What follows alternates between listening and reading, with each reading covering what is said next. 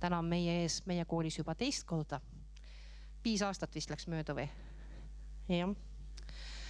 Et mul on hea meel, et täna on taas meie ees Jürgen Rooste. Kui teil tekib talle vestluse käigus küsimusi, võib neid esitada. Ja selleks on mul taga noormees, ta on siis pusas, kes hoiab käes mikrofoni. Ja selleks, et kuna meil toimub ka ülekanne ja see oleks hästi kuuldav, sinu küsimus ka, siis ole kena, kui sa annad käega märku, et sa soovid küsida, lippab tagant noormees mikrofoniga, annab sulle võimaluse hääldada oma küsimus selgelt mikrofoni, et kõik kuuleksid. Nii, mõnusat tundi. Ootan põnevusega isegi. Tere, ja mina olen Jürgen ja tõesti kirjutamisega ja selle peamiselt selle lugemisega olen ma elu otseselt tegelenud kuidagi, et see on saanud selliseks haiguseks või sõltuvussuhteks. Et üks asi ma ütlen, et ei ole võimalik kirjutada ilma lugemata ja ei ole võimalik kirjutada, et ilma sellesse kirjutamisesse sisse elamata, seda nagu järjepidevalt tegemata, et see on natuke nagu joonistamisega, et käsi tuleb soe hoida ja nõnda ongi, et kogemata kas või iga päev saab midagi paberile kritsetada, et mul on kuskil alati mingi märkvik või mingi paberileht, kus ikka midagi kirja panen. Need ei ole ammu enam päriselt nagu mingid valmis luuletused või valmis tekstid, vaid pigem lihtsalt mõtted ja märkmed, sest mõnikord jäävad nad sinna kaduvikku ja mõnikord pärast ma löön neid arvutisse sisse ja teen neist midagi, aga see võib-olla pole oluline. Olulisem on see, et mis ma tahtsin kirjandusest rääkida. Minu jaoks on kogu kirjandus aegade algusest peale, tähendab kogu meie inimkonna selline sõnaline maagia või rituaal on üks ja see sama asi. Et me alustame kuskilt ürgsest ajast ja jõuame tänapäeva välja, siis tegelikult et ma nagu ei taha näha seda, et kirjandus või luule oleks kuidagi mingi kõrge, kauge kummaline kunst, täpselt, et me koolist seda õpime ja siis ta nagu tegelikult kõrval, et see on mingi asi, mida teevad kirjanikud, eks ole. Ja tegelikult on see nagu olemuslikult inimeseks olemise asi. Et enne seda, kui me kuskil vanas Kreekas mõtlesime välja, hakkasime tõlgendama, hakkasime küsima, et mida see tähendab ja milleks see vajalik on ja nii edasi, et enne põhimõtteliselt Aristotelest oli üks siuke filosoof. Et enne tema poeetikat me ikkagi inimesed teadsid, mis kirjandus teeb, nad teadsid, mis kunst teeb, nad teadsid, mis teater ja tants teeb ja nad ei küsinud seda, mis see tähendab. Nad ei võtnud seda asja erootikat või seda võlu ära, sest et see oli üks inimeseks olemise asi või inimeseks olemise osa, et kuidas põhjendada, mõtestada seda, kes me oleme ja kuidas seda sõnadega täide viia. Ja sõnadel muidugi oli kindlasti kanda maagiline roll. Et kui me lähme väga vanast aeda tagasi, siis umbes mõni 1000 aastat enne Kristus, seal on juba kirja pandud savitahvlitele on muistes Mesopotaamias on sellised nõidused, loitsud ja Egiptuses on leitud, eks ole, ka neid surmakirju ja loitse. Sageli on see selline tõrjemaagia, et väga must maagia on ka olemas, aga sageli väga paljud kirja pandud asjad, mis meieni on jõudnud ja ka näiteks osasid eesti keeldegi tõlgitult leiab neid, et need on olnud sellised tõrjeloitsud või tõrjevormelid, et kuidas kaitsta end halva sõna või halva mõtte või halva inimese või muu loodusohu vastu.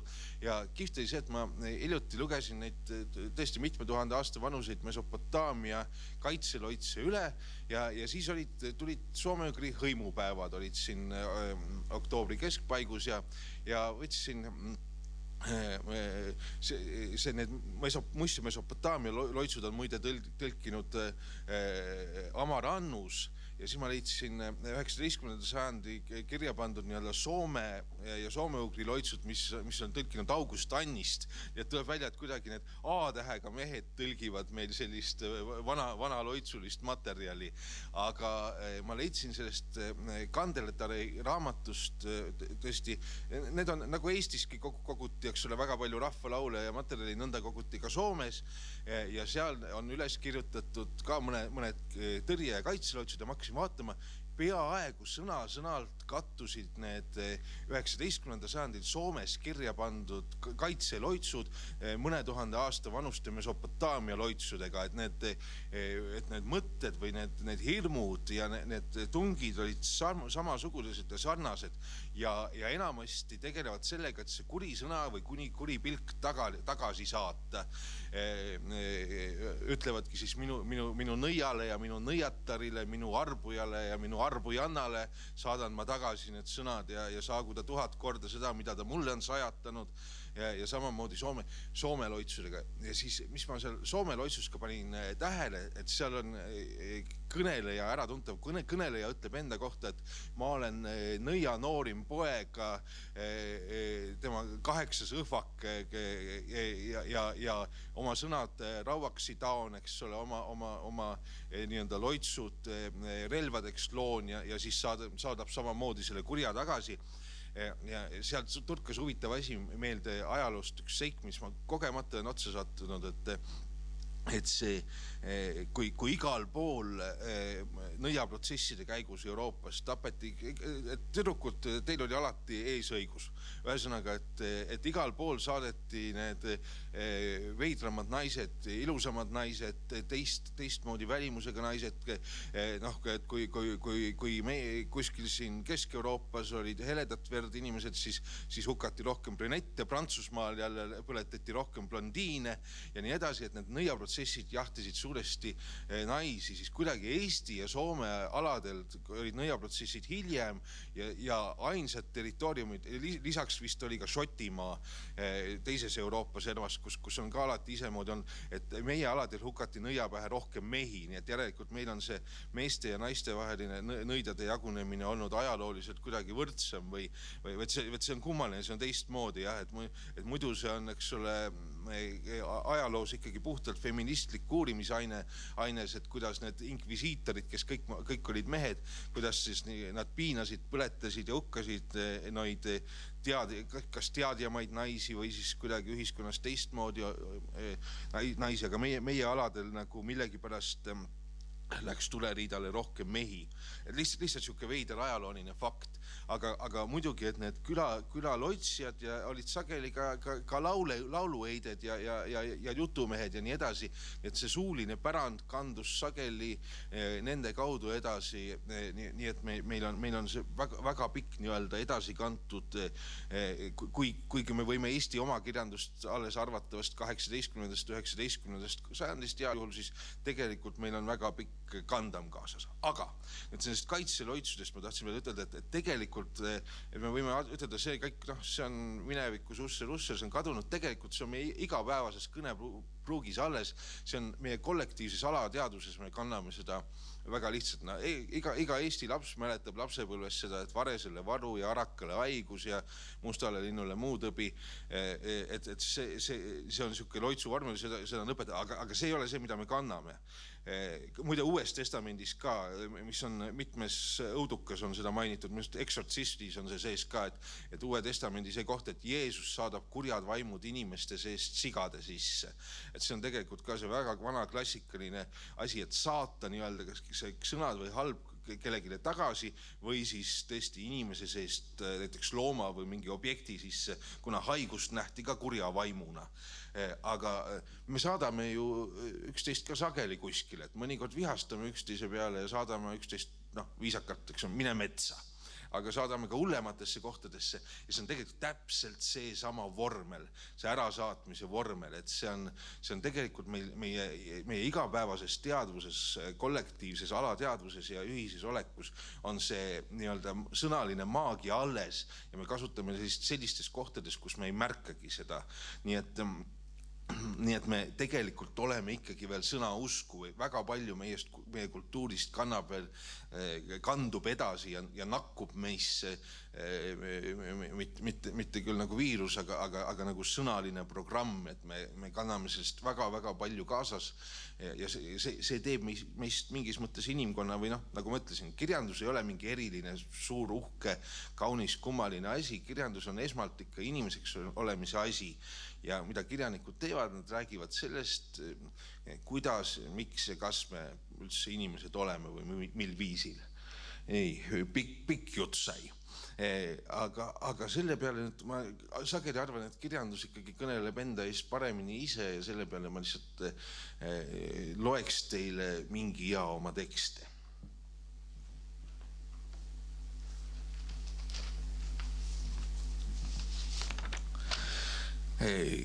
Esimesel septembril kooli minnes taas üle pika aja läksin ka natukene osa ajaga õpetama kirjandust, et 1. septembril kooli minnes tuli pähe selline mõte. Loll. Ma olen alati mõelnud, et mul on endal veel liiga palju õppida.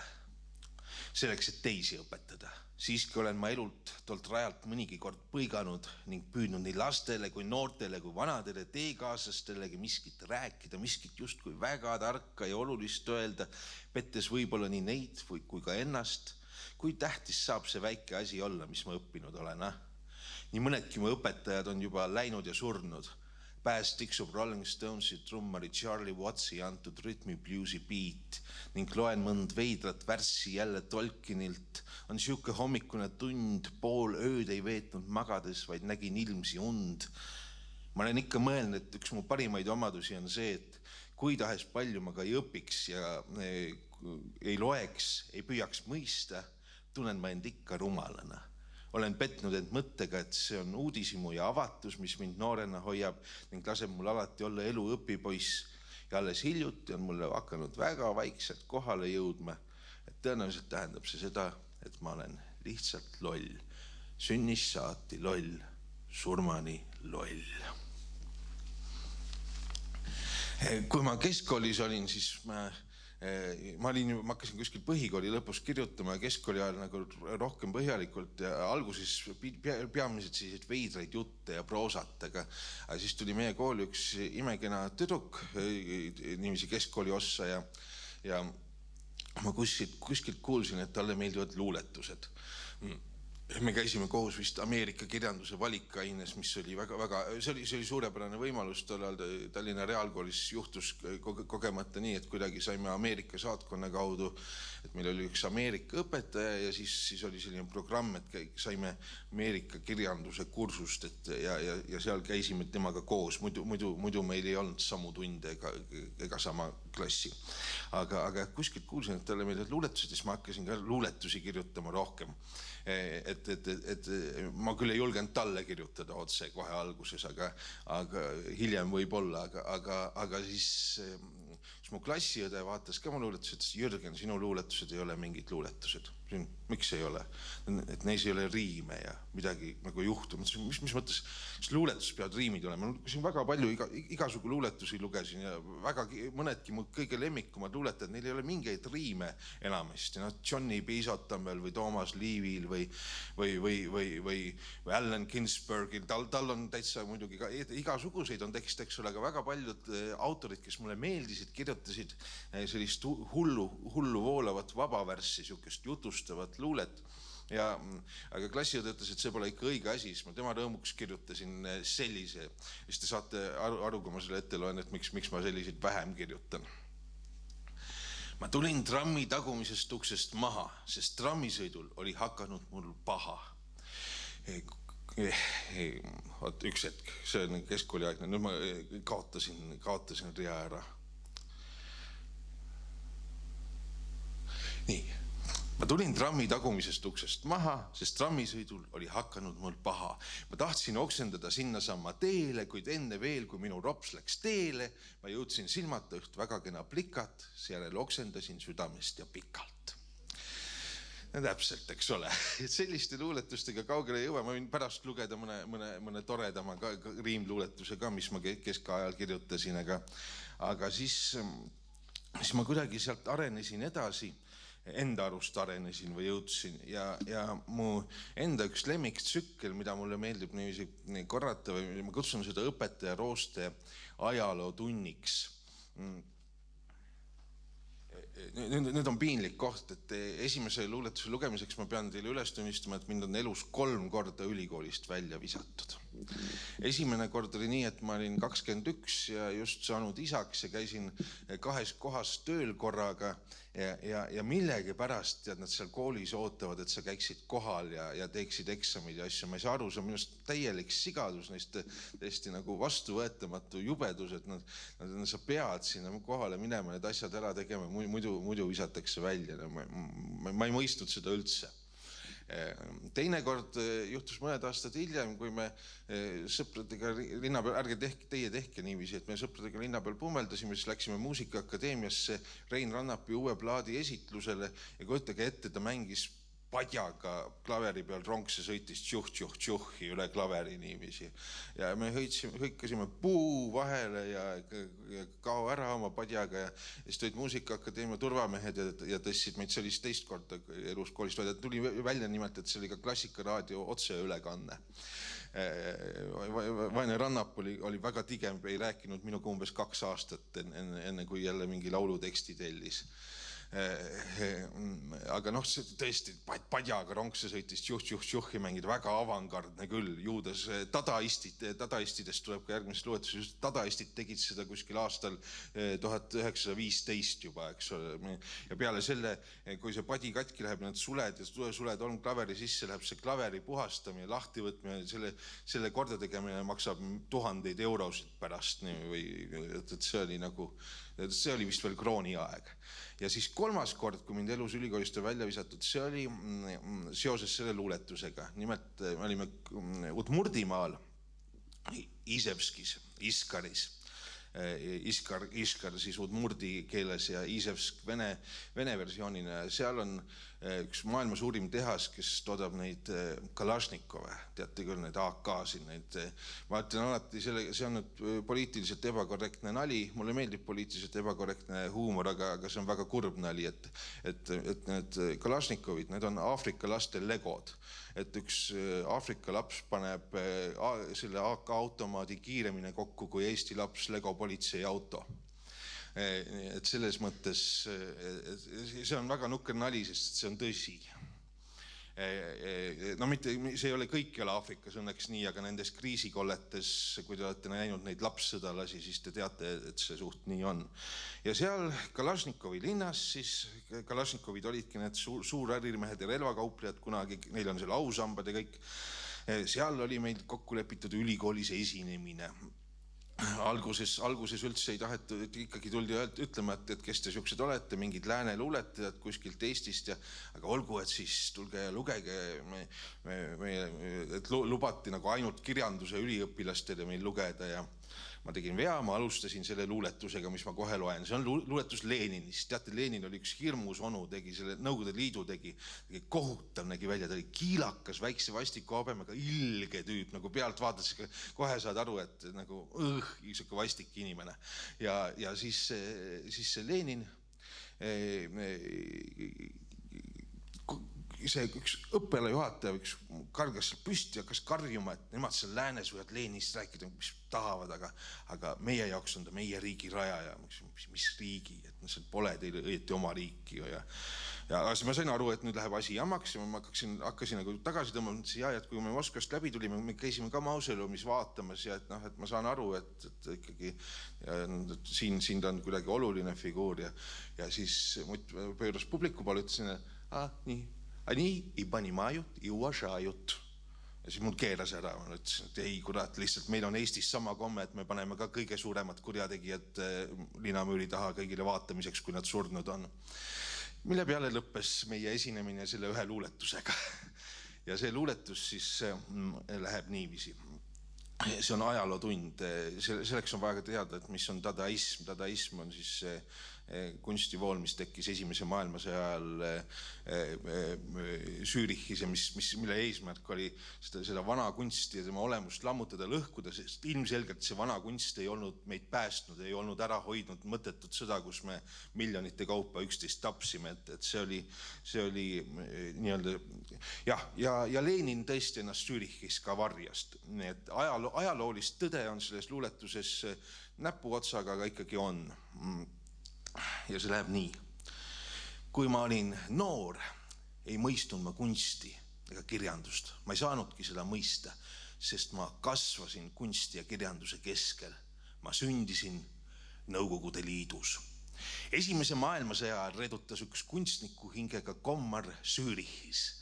Sääl kes kohvikuid ja kabareesi, sääl kes oopiumi lõõska ja veini joovastust, erootiliste laengute ja elektriliste lahenduste linnas, seal nägi Lenin Duchampi ja Lenin muidugi, sest kas veriste diktaatorite seas vähe on olnud kunstnikke ja kirjanikke, žonglööre ja kloune, soolapuhujaid ja selgelt nägijaid. Seal nägi Lenin Duchampi. Teate, Duchamp, dadaist, modernist, ready-made mees, Roosi Sõlaviste. Ta võttis peldiku seinast pissuaari, pani selle näitusele ja ütles, see on minu kunstiteos Fontaine. Ja Lenin vaatas ja nägi, et see hää oli. Midagi sama ilusat, sama võimsat tahtis teha temagi. Ja ta tegi terve riigi suuruse peldikupoti, mida meie eestlased vaatasime 20 aastat väljaspoolt ja siis 50 aastat järjest seest otse poti südamest. Ei, kommunismi ei olnud olemas. Oli ainult dadaism. Lenin ja Duchamp seotud igavikus sõpruses valamukastis. See 6. planeedi suurune peldikupott mõjus fataalselt mu kunstniku meelele, nii et ma siiamaani tunnen, et ma elan nagu romaanis, nagu filmis, nagu kunstiteoses ja varsti tõmbab ühe kurja kunstniku käsi vett.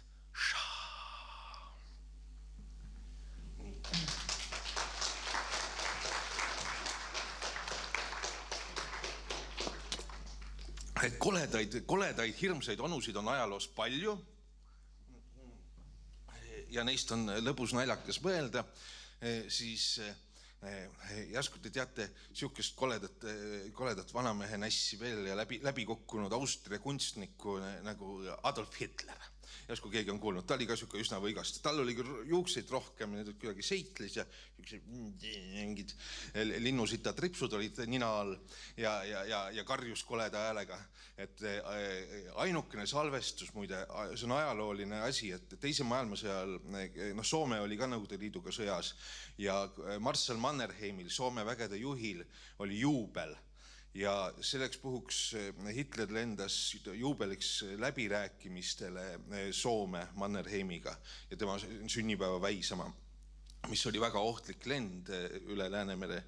Ja Mannerheim oli sedavõrd hirmutav kuju, pikk mees, tõsine mees, ehtne soomlane ja pealegi talle see natsivärk ei meeldinud niiviisi otse, et ta oli sunnitud küll nii-öelda selles lahingus olema nad samal poolel, aga ta ei pidanud Hitlerist suurt lugu ja see on ainuke koht, üks Soome ajakirjanik on salvestanud, on siis vist mõned minutid on see lõik, kus Hitler räägib normaalse häälega ja röögi. Et kõik ülejäänud salvestist tema, kus ta karjub alati ja need mõned näitlejad, kes on filmides pidanud mängima Hitlerit, on alati käinud seda ühte katket kuulamas, et kuidas seda Hitleri päris või tavalist häält teha. Nii, nüüd ma lihtsalt üks suke kiire vaheküsimus, viktoriini küsimus, mulle meeldib alati seda küsida. Mis on ühist Leninil, Stalinil, Hitleril, Lady Gagal ja Madonnal? Küsimuses on vastus, keegi oskab pakkuda kiiresti. Mitte see, et nad on inimesed, nad on kuulsad ja nii edasi, ma ei mõtle midagi siukest, eks ole. Nimed, kas need on päris nimed? Ei. Ükski neist ei ole päris nimi. Lenin on võetud Lena jõe järgi, eks ole. Ta oli Vladimir Ilitš Uljanov. Ta nii-öelda rahvajuhi nimi Lenin, nagu Lena jõgi, suur voolav. Staliniga on veel hullem. Stalin, terasene või terasmees. Sest et suur vene rahvas ei oleks lastnud mingil osseedil, mingil Jossif Vissarionovitš Jugošvili. Issand jumal, venelased ei suutnud ta nimegi välja hääldada, eks ole. Mingid Jugošvili ei oleks saanud kuidagi juhtida, eks ole, suurt vene rahvast selles võitluses. Stalin, terasmees muidugi. Ja siis Hitleril oli vist passis siis emapoolse perenime järgi Heidler, millest ta selle Hitleri tuletas. Aga isapoolne perekonnanimi olla tal olnud veel mingid põlved varem Schickelgruber. Et kujutage ette seda. Heil Schickelgruber! Kas see oleks läinud teine maailmasõda samamoodi käima, kui oleks keegi pisikene läbikukkunud Austria kunstnik Schicklgruber seda juhtinud, eks ole. Ja Lady Gaga ja Madonna, andke andeks, me nende päris nimesid ei mäleta, kas mõlemal olid vist mingid Itaalia nimed või niiviisi, aga ei ole kindel. Teie teate võib-olla, aga ühesõnaga see järgmine tekst, selle teksti pärast on mind ka välja visatud, aga mitte ülikoolist. See oli Saksamaal ühes luuleklubis Berliinis, ma lugesin seda teksti ette ja nad on seal igasuguste naljade osas tundlikud ja nad ei saanud vist lõpuni minust aru. Ma lugesin seda inglise keeles, ma saksa keelt oskan nii nipet-näpet, mul oli saksakeelne versioon ka olemas, aga sakslased nii-öelda võtsid südamesse, nii et sellepärast paluti mul ka lahkuda, kui ma selle teksti olin ette lugenud ja see läheb nii. Hitler, vaene Schicklgruber, su ideed elavad. Kõikjal maailmas on totaalne autobaan. Igal pool on taimetoidu menüü ja suitsetamine keelatud täpselt nagu tahtsid. Ja Putin Euroopa teisel serval ehitab juba ammu ilusat valgete heteroseksuaalide maad. Hitler, vaene Schicklgruber, su loosungeid korraldakse kõikjal. Venemaa venelastele, Eestimaa eestlastele, Soome venelastele, eestlastele, Euroopa venelastele, eestlastele, maailm venelastele, eestlastele. Küll meie kaks ilusat, puhast, valget, heteroseksuaalset rahvast pärast omavahel jagame. Hitler, vaene Schicklgruber, ära muretse. Eestlased on nagu väiksed sakslased, me oleme veel hullemad, ma luban sulle, et meie võimu on, kannatab maailm veel rohkem kui sinu ajal. Venelased on muidugi venelased, neile meeldib ahjuga ringi lennata ja heinakuhjast nõela otsida ja kahe kasuka vahel magada ja süüa korraga pekki ja mett ja viina peale võtta ja ehitada kommunismi ja teisi masinaid, mis ei tööta, no mis siis? Hitler, vaene Schicklgruber, su ideed elavad nagu vaglad selle sureva koera haavades ja varsti algab nende suur tantsu ja laulupidu. Alle Leute wollen tanzen, alle Leute wollen tanzen, aber Arbeit macht frei. Jah, see viimane nali võib-olla sakslasi puudutas nagu valusamalt, sest et töö teeb vabaks oli see silt, mis riputati koonduslaagrite väravatele, kust eriti kedagi tagasi ei tulnud, nagu te teate. Aga lõbusamate teemade juurde. Lõuna-Eestis siis Rõngu ligidal olen ma järgmise luuletuse eest peaaegu peksa saanud, sellepärast, et see kirjeldas liiga täpselt kohaliku küla elu.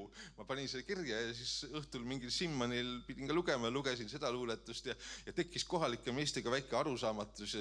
Lõpuks leppisime kõik ära, kõik läks hästi, aga see teksti nimi on Tavaline Eesti küla. Tavalises Eesti külas elab 12 meest, kellest 11 on padujoodikud, kellele kohalik saekaater kogu aeg unustab palka maksta. Sorry, poisid, järgmine kuu jälle vaatame. See üks veidrik vanapoiss, see kitarret mängib ja ilusti erede äärega Uno Loobi lugusid laulab. Mis värvi on armastus, kes seda teab? Mis värvi on armastus, kui teaks, siis oleks ja... Vaat selle valivad naised külavanemaks. Teate, ma räägin teile, miks eestlased erilised on. Hakkasin sellele mõtlema päev peale oma vanatädi surma. Nad elavad 50 aastat üksteise kõrval ja ei suuda öelda, et armastavad. Ja kui üks neist sureb, siis nad helistavad oma lähedasele ja nutavad telefonitoru otsas hääletut nuttu ja ei suuda öelda, et armastavad. Nad elavad 50 aastat või rohkem järjest võõra võimu all ja kirjutavad ikka oma napakas ilusas keeles luuletusi. Sellepärast on nad eestlased. Sellepärast ma neid väga armastangi. Isegi kui vahel väga vihkan.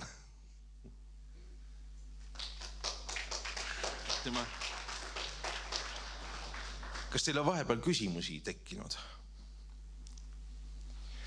Ma ise viimasel ajal loen tihti üle nagu siukseid 1000 ütleme 800 kuni 1200 aasta taguseid luuletusi, keskaja laulikuid tüüpe ja natuke hilisemaid ka siiski ja siis sufi müstikuid, et kes nii-öelda läksid sellise islami teest kõrvale, need luuletajad, kes on näiteks nagu Rumi ja Rudaki ja Yunus Emre, kes on näiteks tänapäeva Iraanis ja seal Talibani aladel keelatud, sest et nad räägivad islamist budistlikult peaaegu. Või siis teerööver François Villoni, prantsuse hiliskeskaja luuletajad, suurepärane tüüp oligi päriselt teerööver. Kujutage ette, et tänapäeval, eks ole, meil oleks pättluuletaja mõni. Okei, on Babylõust, jah. Meil ikka on mõni pättluuletaja on. Ja kusjuures Babylõustal ja François Villonil on, ma olen leidnud neid sarnaseid tekste, et neil on näiteks, mõlemal on sellised, kus on pealekaebaid, Babylõust ei ütle pealekaebajad, vaid siis, eks ole, kitsed. Aga et mõlemad kiruvad pealekaebajaid, ballaad kadedatest keeltest on François Villonil, mis on ka selline pikk sõimuluuletus, mis mõjub nagu mõni Babylõusta räpp. Aga kihvtima oli see, et kui Villon oli vangikongis ööl enne seda, kui ta hukkamisele pidi minema, siis ta kirjutas selline väikse luuletuse vist Ain-Kaalepi, kas on Ain-Kaalepi tõlge vist või on August Sanga. Aga see läks nii, et ma olen prantslane, Pariisi kodanik ja selle üle olen õnnelik. Kuid homme köie kaudu süld, mis pikk, saab teada kael, mis kaalub tagumik. Üks kihvtimaid luuletajaid, kes mulle praegu meeldib lugeda, kes on mul ikka juba kaua, ma ütlen mõnedki aastad on nii, et sageli reisile minnes läheb lihtsalt tasku see raamat Yunus Emre. Olen algus ja lõpp. Ja pange tähele, et seda luuletust, see on Andres Ehini ja Liis Eppeli tõlgitud. Andres Ehin, suurepärasemaid Eesti luuletajaid, kes kunagi on elanud ja te teate võib-olla tema tütart Kristiina Ehinit paremini, aga Andres Ehin ühesõnaga on leidnud see sõnastuse ja see siis räägib, sellepärast on tänases sellises karmimas islami maailmas on see tekst keelatud, sellepärast et Yunus Emre ütleb, et Jumalat tuleb näha ise enda sees, et seda ei ole kuskil mujal, et kui sa, ja suurem mõte on see, et kui sa ise endast ei otsi vastuseid, siis kuskil väljaspool neid ei ole. Aga luuletus läheb nii. Kui sa ennast ei tunne, saad teadma teel alati petta. Kui sa ennast ei tunne, saad teadma teel alati petta. Ei olla saa tõe teadmist enese tunnetuseta. Endas Jumalat tunda, vaat milles on mõte ja iva. Kui sa seda ei suuda, võid tarkuse lootused jätta. Sinu õppimisinud ei aita, sa tuult aina tallad. Ei anna ka palvetund abi, vaid jätab su hätta. Endas Jumalat tundmata, ähkida puhkida ringi. See ei ole ju parem, kui jooks ümber madala mätta. Milleks lugeda pühasid kirju, kui tähti ei tunta. Kõigepealt tuleb A ja siis B-gi sul käsile võtta. Et tunnedki tähti, siis ütle, mis tähendus A-l on. Pole võimalik, tähendab A. Õige teadmine armastuseta. Sulle ütleb Emre. Ei sind päästaga Mekasse rännud. See, kes südant ei tunne, saab eluteel alati petta.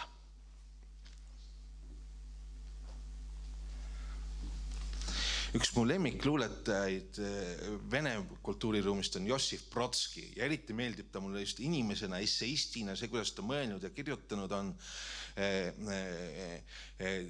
Ta 1963. aastal lavastati võltsprotsess, kohtuprotsess talle. Nimelt ta käis tööl küll, ta käis tehases tööl näiteks ja nii, aga ta ei käinud korrapäraselt, ta käis nii ja naa. Mõnikord läks pooleks aastaks tööle ja siis jälle kodus tõlkis kirjandust ja kirjutas luuletusi.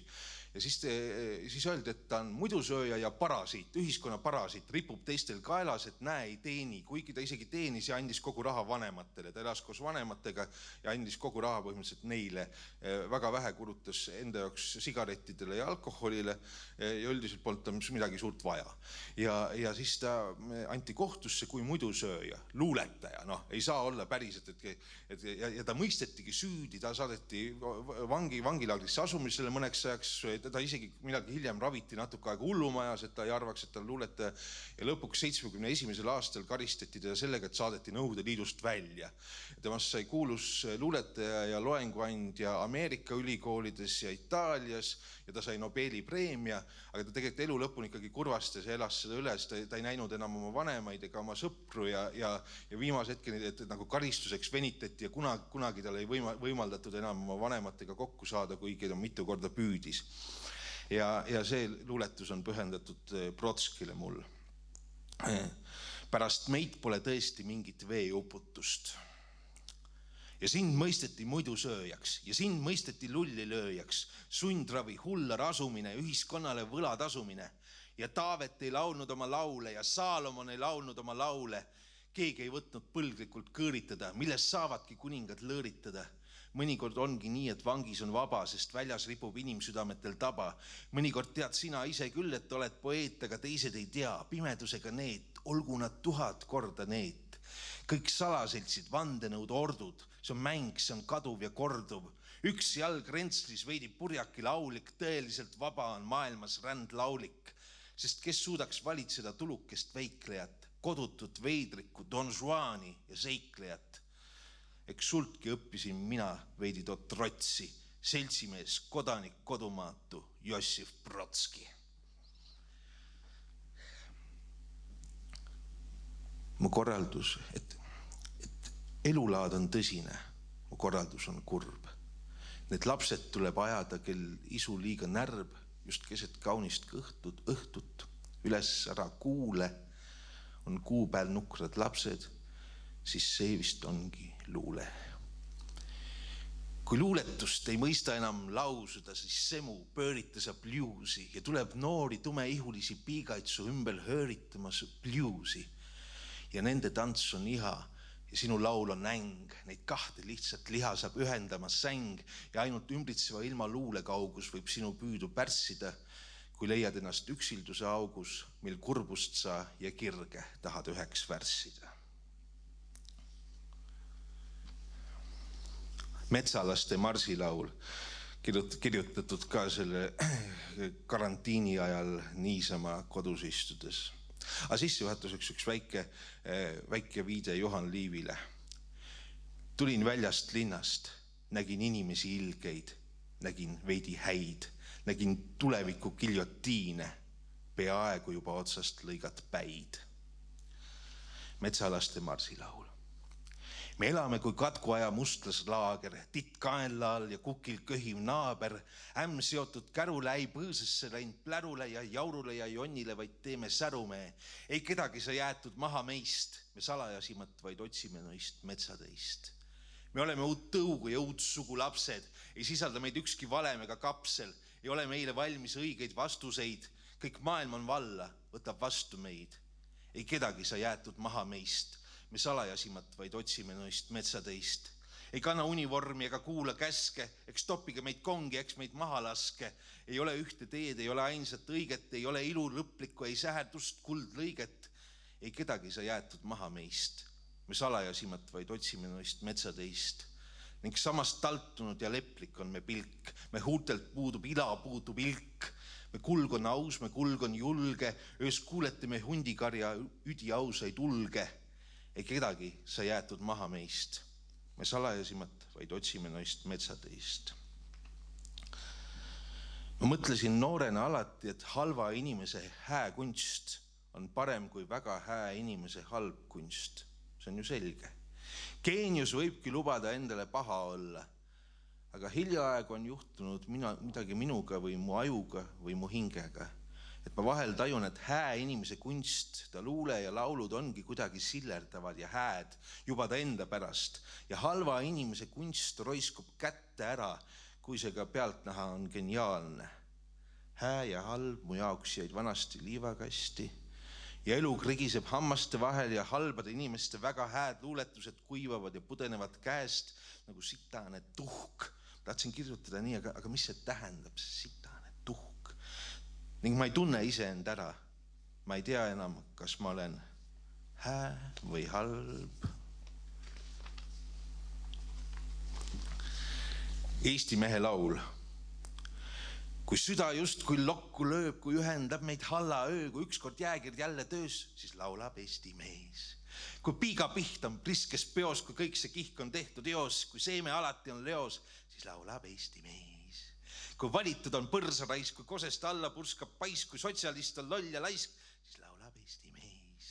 Kui naisel mõõk on järsku vööl, kui alla hindlus käib me tööl, kui lummav taas on litsi höör, sel öölsel nukral tähevööl, siis laulab Eesti mees. Sa ära nuta, ära oota koju mind. Ma olin lihtne värvuke, nüüd olen rahvuslind. Vana burgeriputka. See terve luuletus on metafoor. Ma arvan, et te saate sellest aru. Ma mõtlen selle vana burgeriputka natuke iseennast ja natuke teisi selle maailma asju ja nähtusid, mis on, osad neist on sellised toredad armsad, aga mis jäävad kuidagi kõrvale või unustusse.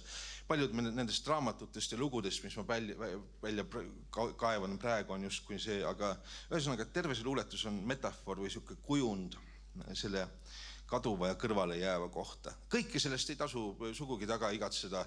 Osa jamast, mis kaob, ongi lihtsalt jama. Sellega pole midagi teha. Seda ei pea taga igatsema.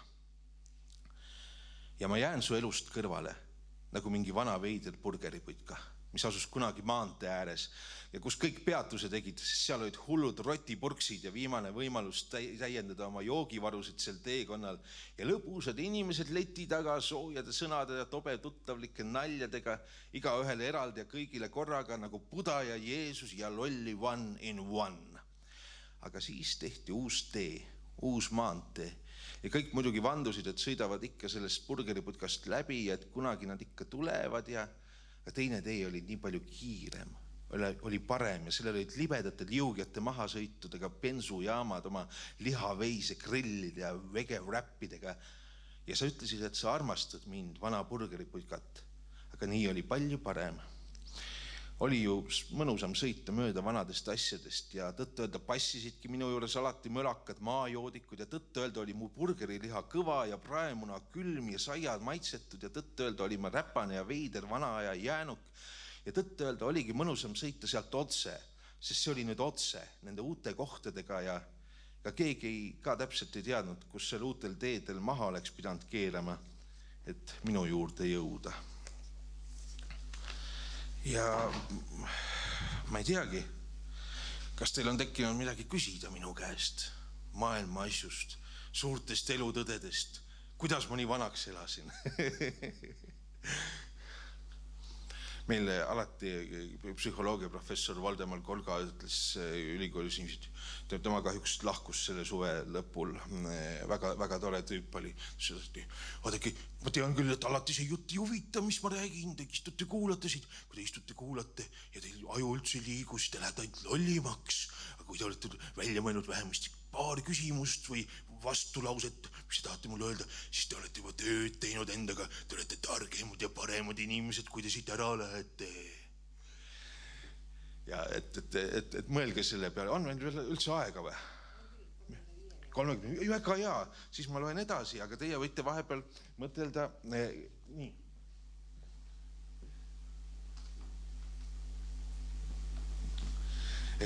Sellest surkaski pähe, et minu ülikoolis üks suurem olulisem teejuht ja õpetaja oli luuletaja Toomas Liiv, meie kirjandusprofessor ja ma oleks paras siga, kui ma teile natuke Toomas Liivist ei räägiks või täpsemini ei laseks tema luuletustel rääkida. Ma mõtlen just, mida siin kõlbab lugeda. Te täiskasvanud inimesed kõlbab kõike lugeda, et ma loen kaks luuletust. Esimene on teile tuttavast lapsepõlvekirjandusest. See on kirjutatud Astrid Lindgreni teoste põhjal, aga Toomas Liivilikult. Karss on sinu aknas, unenägu. Kui Astrid Lindgreni Karson tuleb sinu akna taha ja koputab ja kokutab, et tee aken lahti, siis ära tee. Sest Karson katuselt võtab kaasa sinu kõige ilusamad unenäod ja teeb nendest mingi käki, teeb nendest mingi pipi piksuka, mingi pubekast peletise, kes hävitab korralike inimeste korraliku maailma, mõnitab kooli ja kodu, ignoreerib käitumistavasid, traumeerib häid inimesi politseist, nii et katuse Karsonile tuleb näidata ust, Aga Pipiga on teine lugu, sest erinevalt Karlssonist lastakse Pipi Pikksukk lühike aru pintsi peale. Pipist saab pensionäär. Pipi Pikksukk hakkab Tukholmi pensionääride kohvikutes käpikuid kuduma Nigeeria neegrilastele. Pikksukal endal ju lapsi põle. Pipi on vanatüdrukuks jäänud ja kõik saavad Pipi Pikksukka lühikest aru uurida kui naist, kui Katuse Karlssoni kunagist kallimat. Jah, ja järgmine on, ma mõtlen, see on päris karm tekst, aga puht sellest, et kuidas luuletus on kirja pannud, et see on lihtsalt väga, mingis mõttes väga täiskasvanuliku sisuga, samas mõtleb Toomas Liiv siin ennast poolenisti mingiks pubekaks ka ise nagu, et võtke seda nii, et see on niisugune kirjandus. Ingridiga lõbumajja, süütuse kaotamine. Selles sumedas juulikuu õhtus oli me taksa segunenud Ingridiga, kui ma teda puudutasin. Vaid mingi trompet mängis toanurgas kummipuu õitses ja kõik oli kuidagi võimalik. Ära puuduta mind, sosistas Ingrid. Ja see oli rammestus, oli trompetimängu pimedus, mis tappis, mis puudutas. Olin otse kui tapalaval ja aeglaselt tõusis me taksa aur lae poole. Vaid sügavalt sisises tuhatoos. Kas sa tõesti muidu ei saa, sosistas Ingrid edasi ja otse kui vastuseks surust oma iharad sõrmed mu juustesse. Ma viin su ise lõbumajja, valin sulle tüdrukugi välja või kurat, kui vaja 2, et need oleksid sulle minu eest, sest Tallinnas on litsid odavad, keskmine restorani õhtu. Ainult kurat, jäta mind rahule. Taipasin, et see on lõpp. Ja juba aitas Ingrid mulle pintsakut selga, juba olid oma sigaretti kustutanud, uuegi jõudnud leita. Sume trompet vaikis, juuliöö lahvatas hinge. Olin ääretult üksinda. Astusime tänavale, ütlesin õigupärast, ma ei tea ühegi lõbumaja aadressi. Ingrid naeratas malbelt. No problems, mina tean. Istusime autosse, surinal vurasime pimedal promenaadil. Mitte ühegi laeva tuled ei valgustanud meie merd. Oli ikka see neetud juuliöö oma kummipuude ja kustuvate sigarettidega ja juba olimegi jõudnud lõbumaja ette. Ingrid aitas ma autost välja, kobasin püstolit püksitaskust ja sülitasin nätsti tänavale. Kas seda on ikka vaja, küsisin, sest nii eredalt põlesid lõbumaja tuled. See on otse kohustuslik, vastas Ingrid. Seepeale avasingi ukse, mille taga ma oma süütuse kaotasin. See oli jälk, oksendasin. Ingrid vaatas seda kõike pealt.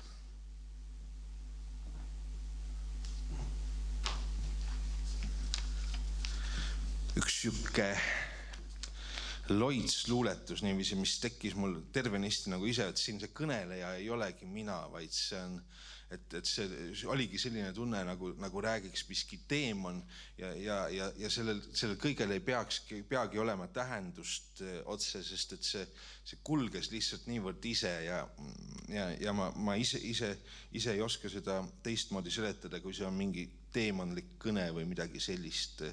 Aga ühtlasi on see kohutavalt keeleliselt tihe. Tumeda tulemine.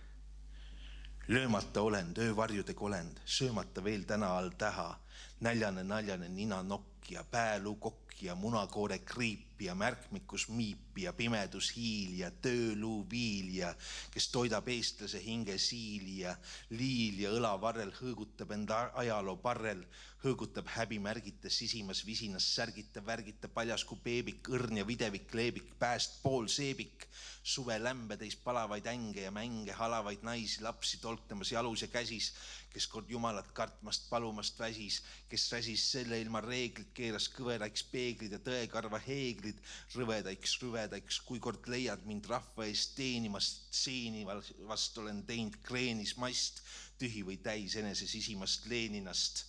Löömata olend, öövarjude kolend, selle ilma manakeer, alkord püha veeks reguleeriv neer, edetabeleid troonib Gregoriuse peer, valgene keer, oi kui igavad on sul lamedad pingeta laulud ja see, kuidas aurud, see, kuidas jaurud, alko, let's go, mo Pokemon. Mu huviks su kruvid on keerata kinni, mu võtteks on mõttes sul väänata ninni, ent ei vinni, ei puh, ei verd, näitan sulle kõva kaarega heledat öist merd. löömata olend, öövarjude kolend, argiselt kaine ja ebamaine ja täpne, 1000 näpne, kirjutan 100 sõnumit, mõnumit korraga, siis on vaikne ja siis on lõpp, siis on kõik tipp-tõpp. See kiirus, millega õgib ilma mu viirus, täpsus, sest lasketiirus, mu ausus, mu ilus siirus. Olen uue ajastu elu andev, kandev, mudane niilus. Vaatan sind 1000 krokodilli silmaga keset Eesti ilusat suve elma maga, mu lapsuke maga, sind kellegagi ma ei jaga. Su kaisus keegi teine ei maga, sa kuskile siit ei plaga. Maga, mu lapsuke maga, olen su löömata olend, öövarjude kolend, tule mu kaisu, tulend. Maga, mu lapsuke maga, olen su löömata olend, öövarjude kolend, tule mu kaisu, tulend. Maga, mu lapsuke maga, olen su löömata olend, öövarjude kolend, tule mu kaisu, tule mu kaisu, tulend. Siis avan silmad ja kustuvad tuled.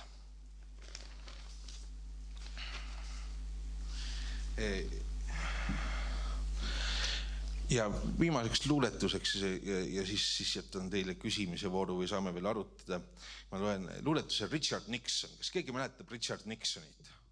Richard Nixon on see Ameerika ajaloo kõige pätim president. Ja te võite mõelda, et see on üks on veel pätim, aga Richard Nixon on see Ameerika kõige ajaloo üks pätim president, kes pidigi tagasi astuma oma sigaduste pärast ja hiljuti tuli välja, ma lugesin ühte raamatut oma lemmiklauljast ja lemmikluuletest Tom Waitsist. Üks väga vahva tüüp, kes laulab hästi käreda häälega oma lugusid ja on hästi vana siiamaani elus, aga suurepärane laulik ja poeet Tom Waits, soovitan kuulata. Siis ma lugesin, et pisike Tom Waits oli seal kuskil lõunaosariikides sattunud väiksena käima samas kirikus Richard Nixoniga ja siis ma mõtlesin, et kuidas see ajaloo käik niiviisi on läinud. Luuletuse pealkiri ongi Richard Nixon. Et pisike Tom Waits käis samas kirikus Richard Nixoniga, et selles maailmas on selliseid kohti. Nende kohtade nimed ei ütle meile suurt midagi, aga ka meie nimed ei ütle lõppeks suurt midagi sellele maailmale. Ma olen elu otsa tahtnud, et mu nimi tähendaks midagi, nagu hullunud pilv või Paleface või Jürgen Rooste ja et ma käiksin samas kirikus pisikese Tom Waitsiga. Ei, ma ei taha olla Richard Nixon. Mitte keegi ei peaks tahtma olla Richard Nixon. Isegi Richard Nixon ei taha lõpuks olla Richard Nixon. Aga üldises plaanis, kes ei tahaks käia samas kirikus väikese Tom Waitsiga? See on täpselt vastupidine tunne. See on see tunne, mida ma otsin. See tunne, mis ei ole Richard Nixon. Aitäh!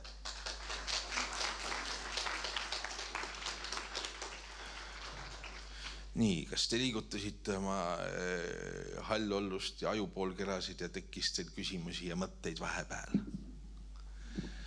Andsin vaieldavat materjali ju küll. Muidu ei kosta mujale. Ma tõusen püsti ka. Ei pea, minu pärast. Mul on 2 küsimust. Kusjuures mitte kumbki ei puuduta ei luuletamist ega luuletusi, kas ma võin need küsida? Muidugi. Et ma nüüd teist korda kuulen ja naudin teid siin saalis ja mõtlen, et te olete üks pagana tark inimene ja väga huvitav kõneleja ja väga lummav esineja. Aitäh, see ei olnud küsimus, või see oli siuke kiitus niiviisi, et mul hakkab äbi natuke. See oli sissejuhatav. Et ma küsiksin aga hoopis seda, tähendab, ma tahtsin lõpuks öelda, et ma vist kadestan teie õpilasi.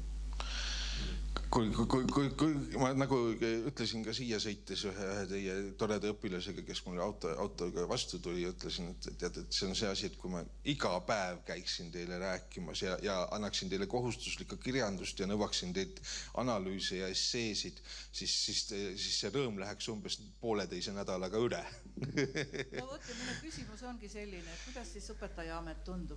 Ei, no ma olen varem ka õpetaja olnud, ma tean, mis see on, et see eriti sõltub, et mida ja kuidas teha, et mul on praegu õnnistatud seisund, et mul on osaline koormus ja kirjanduse loengud keskkooli osaga, eks ole, ja see see on nagu kindlasti parem ja sujuvam, sest et keskkooli on ikkagi tulnud need inimesed, kes tahavad endast midagi teha, kes ei taha saada nagu kährikuarteks tee äärde ja kes lihtsalt ei taha, eks ole, et sünnin, söön, magan, paljunen, söön, magan, suren, et keskkooli on ikkagi tulnud need, kes nagu iseenda pärast tööd teevad, keskkoolis on see kergem, põhikoolis on õudne drill ja rabelemine ja võtab energiat, aga võtab ka keskkoolis ja mis on nagu kurb, on see ikkagi, et ma praegu oma selle keskkooli ette astudes, et neil oli ka, et see 1,5 aastat ja rohkem auku on praegu ikka halvasti mõjunud tõesti, et väga paljud, et lihtsalt, et kui ma küsin, et inimesed, kas te teate Jaan Kaplinskit, Andres Ehinit ja nii edasi, et keegi ei tea.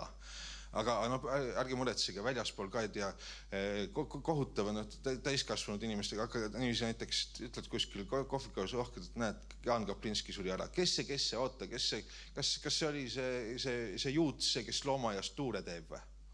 No see on nagu, jah, ühesõnaga, et tegelikult on muutunud see ühine kaasaskantav mälu, millest ma räägin, see üha rohkem kandub alateaduse tasandile, et seda jagatud kultuuriruumi, et me kõik teame mingisuguseid näiteks kirjandusteoseid, me kõik teame mingeid autorid või me teame kõik mingeid muusikapalasid ühiselt, et seda jääb järjest vähemaks, et meie nii-öelda tegelikult see igaühe enda nii-öelda kultuuri kandam või seos selle olemasolu ja traditsiooniga, et me vastutame selle eest tänapäeva maailmas lihtsalt palju rohkem ise ja me loodame nii palju selle peale, et me saame selle kuidagi siit, sorry, ei saa.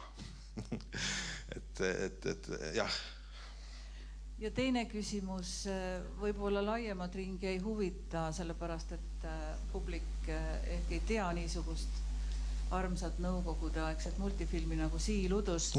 Et ma panin juba ühes saates tähele televiisoris, äkki see oli isegi Aktuaalne kaamera seda siilikest ja minu küsimus ongi selline, et kuidas see Siil udus sattus teie Pintsakure vääril? Ma käisin Kohtla-Järve gümnaasiumi õpilastega rabamatkal ja meil oli siuke paariaastane projekt, mis vahepeal jäi seisma teatavatel põhjustel, aga üle paari aasta kestev projekt, mis käis siis Jõhvi ja Kohtla-Järve õpilastega, käisime erinevates rabades, metsaradadel. Ükskord oli hirmus, me läksime sinna pankranniku alla rändama ja eelmisel päeval torm oli ranniku ära viinud, et seal mõned noored ikkagi peaaegu nutsid, sest et tegelikult see oli tõsine ellujäämismatk, et mitte ei olnud, muidu on niiviisi, et need noored ise on valinud mingeid tekste, mis nad teistele tahavad lugeda ja mina vahepeal loen ja räägime, et meil on sellised rabamatkad ja siis viimane kord nüüd seal vist Selisoos olime, siis see on vist Jõhvi raamatukogu amet vapiloom ja siis kingiti mulle sealt Siil udus Joosif Tumania.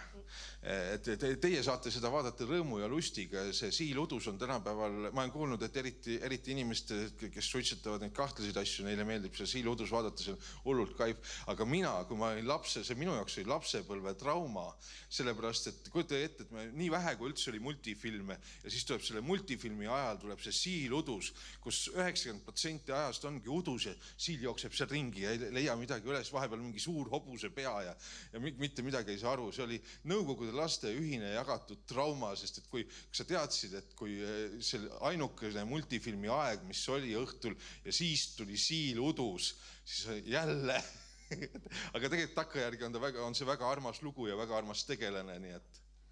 Mul on sulle ka veel küsimus. Mul sama jutt muidu, et ma kuulasin kõik see aeg, mõtlesin, et Jürge, ma tahan olla su õpilane, palun. Tee nii, et ma saaksin olla su õpilane. Tead, kui see ei tööta niiviisi igapäevaselt. Ma tean, ma mõistan, aga lihtsalt sind kuulata on lihtsalt tõesti nauding. Aga küsimus on selline, et mind üllatab, ma ei tea, 30 aastat õpetajatööd või, üllatab siiani see, et ka sellel aastal, sellel sügisel ikka veel pärast sellist üldist, ma ei tea, vaimset langust maailmas, mulle tundub, on ikka mu õpilaste seas neid inimesi, neid noori poete ja selliseid tekstiloojaid, kes tunnevad sellest mõnu ja ilmuvad mu ellu, ilmutavad ennast. Mis nõu sa annad tänasele noorele, ma tean, et siin nende hulgas on ka, meil tuleb kohe varsti omaloomingu õhtu ja siis, et nende hulgas on ka neid, et julgustad neid või hoiatad neid. Selle asja oleks võinud koos teha, ma oleks tahtnud kuulata, et ma käin nüüd ju Arva Tartus, aga julgustad või hoiatad? Kirjutamise alus on lugemine. Selleks, et hästi kirjutada, tuleb hästi palju lugeda minu arvates. See ei ole kogu tõde, aga tuleb ka andekas olla. Ja teine asi, et tõesti, et kui sa kirjutad pidevalt, siis sa arened ja tagasisidet on vaja. Ühel hetkel on tõesti vaja neid tekste kas laval proovida või siis proovida saata neid, et teie jaolise avaldab Eestis ainult vist Värske Rõhk nagu päris ajakirjadest, et võite Värskesse Rõhku või neil on päris tõredaks läinud toimetajad, et vahepeal nad olid nagu leplikumad ja toredamad. Ma tunnen, et nende valik on nagu kuidagi muutunud natuke ühesuunalisemaks, aga Värske Rõhk on ainuke siuke noorte kirjanduslikke katseid avaldav ajakiri, võite saata sinna, aga kui te leiate mõne targema, toredama inimese, kes on nõus te teksti lugema, mingit tagasisidet andma ja see võib olla kas või oma sõber, eks ole. Et selleks, et aru saada, minul on küll vaja tagasisidet või mul on vaja näha, et need tekstid töötavad, siis ma tean nagu, et millega edasi töötada. Osa tekste on ainult paberilt lugemiseks. Mõned tekstid ei tööta nii, et ma loen siin teie ees ette ja neid peab üksinduses ja vaikuses lugema kuskil eraldi. Ja mõned tekstid jälle ei pruugi nendest, mis ma ette lugesin, võib-olla mõni, näiteks kui te loete paberi pealt, siis tal ei ole samasugust mõju nagu ettekantuna. Et see on ka, et need tekste on ka erinevad, et te peate alguses noorena on kõige raskem leida seda oma häält, millest sa kõneled. Ja pärast, kui sa näiteks juba oled tuntud kirjanik ja kirjutad kaua aastaid, siis ühel hetkel hakkavad kriitikud virisema, et näed, ta kirjutab kogu aeg sama asja, sama häälega. Alguses nad vinguvad, et sul ei ole oma nägu ja oma häält ja pärast nad vinguvad, miks sa oled kurat oma nägu ja oma häälega. Aga tegelikult on see teekond on põnev, et eks ta üks vaimuhaiguse liike ole, aga ta on siuke vahva vaimuhaigus, et selline lõbusa vaimuhaiguse versioon ja naudingulisem.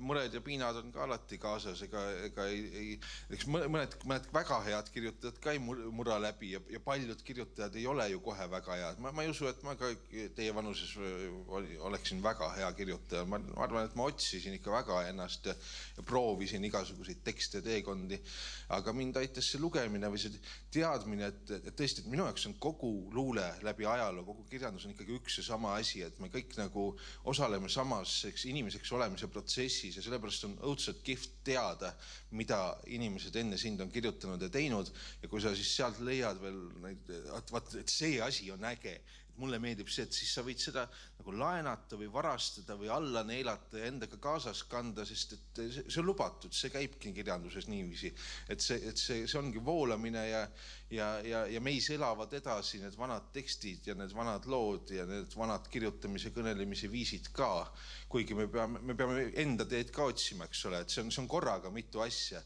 Ja oma olemasoluga ja oma teekonna ja tekstiga me muudame neid vanu tekste, et nende vanade tekstide tähendus muutub, kui sinna peale ladestub uusi kirjutajaid ja uusi mõtlejaid, et siis need vanad tekstid saavad uue konteksti, uue tähendusruumi ja uue välja ja jäävad ellu, jäävad elama. See on nagu nendes lugudes ja sarjades, kui vanad jumalad on olemas ainult siis, kui neisse on veel uskujaid. See on natuke kirjandusega ka nii. Aitäh sulle. Igatahes, ma ei tea, vanema põlvkonna südamed oled sa täna taas võtnud siit. Loodan, et noortele inimestele jääb meelde praegu nüüd see koht. Ja Jürgen, sa aimad, et nii võib olla juhtunud, et kui ma võtsin kätte seda, vaatame ikka neid vanu eksamitöid, on ju. Ja siis sa oled sinu see luuletus Rahva valgustaja on koos vastuse näidetega ju ka Innove eksami lähe eristuskirjas on ju see rahvaloendaja ja valgustaja oled sina. Ja see loendaja jutt on seal ja siis, kui ma olen seda ette andnud vahel õpilastele ja ütlen, et näete, Jürgen vasta oma. siis nad vaatavad mind täpselt sellise kalapilguga, nagu sa rääkisid Kaplinskist ja kellestki teisest. Ma palun teiega südamest andeks, et minu tekste kasutatakse teie piilamiseks, aga ärge muretsege, mina teen Tabasalu koolis sama, et ma armastan väga mingeid vanu kirjanike asju, ma ka piinan seal noori nende vanade kirjanikega ja tegelikult ma ju armastan neid kirjanikke. Eile rääkisin pool päeva Vildest ja Lutsust ja imetlen neid, aga ma saan aru, et teie jaoks võib see olla mõnel päeval nagu hambaarsti juures käimine, mis on hullult tore. Ma ei ole kaua käinud, ammu oleks vaja, aga mul on alati hambaarsti juures meeldinud, sest istud lõvad laiali, mingi rohi on ka siis ja ainult aeg, mingit kohustust ei ole, lihtsalt oled seal, istud ja saad oma mõtteid veeretada. Keegi ei saa sind taga ajada, midagi ei pea tegema, lihtsalt istuga. Vahepeal on midagi kole, kui ta seal surgib, aga Oot, aitäh sulle ja nüüd ma loodan, et mul ei ehmu hing kinni ja kui õpilane küsib, kes see Jürgen Drosten. Aitäh sulle ja meie kooli poolt väike kingitus härrasmehele. Alati vihma eest kaitstud ja hoitud. Ole hoitud. Aitäh teile, rock and roll!